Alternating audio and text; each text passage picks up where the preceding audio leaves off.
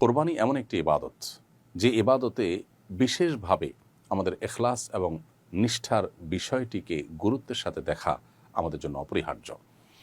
যে সমস্ত ইবাদতের মাধ্যমে আমরা পার্থিব কিছু ফিডব্যাকও পাই, সেগুলোতে নিয়তকে বিশুদ্ধ রাখাটা নানা কারণে চ্যালেঞ্জিং হয়ে পড়ে। কোরবানি সেরকম একটি ইবাদত। কোরবানির মাধ্যমে আমরা ফ্রেশ গোশত আহরণ করতে পারি, গোশত নিজেরা খেতে পারি। আল্লাহ তাআলা সেই সুযোগ আমাদের জন্য রেখেছেন। এজন্য কোরবানির ক্ষেত্রে নিয়তের অসাধুতা, অশুদ্ধতা এটা ব্যাপকভাবে আমাদেরকে গ্রাস করতে পারে, স্পর্শ করতে পারে, আমাদের ইবাদতকে নষ্ট করে দিতে পারে। আল্লাহ রাব্বুল আলামিন কেবল সে সমস্ত মানুষের দান গ্রহণ করেন যারা মুত্তাকি, অর্থাৎ তাদের অন্তরে তাকওয়া আছে, আল্লাহ ভীতির চেতনা থেকে কাজটা করেন, সেটাই শুধু আল্লাহ তাআলা গ্রহণ করেন। আল্লাহ তাআলা আরও বলেছেন, লা ইয়ানালাল্লাহা লুহুমুহা ওয়ালা দিমাউহা ওয়ালাকিন ইয়ানালুহুত তাকওয়া মিনকুম। তোমাদের কোরবানির পশুর রক্ত, গোশত এর কিছুই আল্লাহর কাছে যায় না, তবে তোমাদের অন্তরে অবস্থিত তাকওয়া, চেতনা, এটি আল্লাহ তাআলার কাছে যান।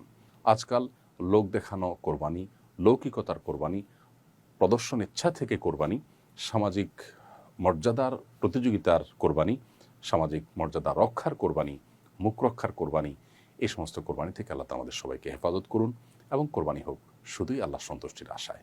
আল্লাহ আমাদের সবাইকে সেই তৌফিক দান করুন।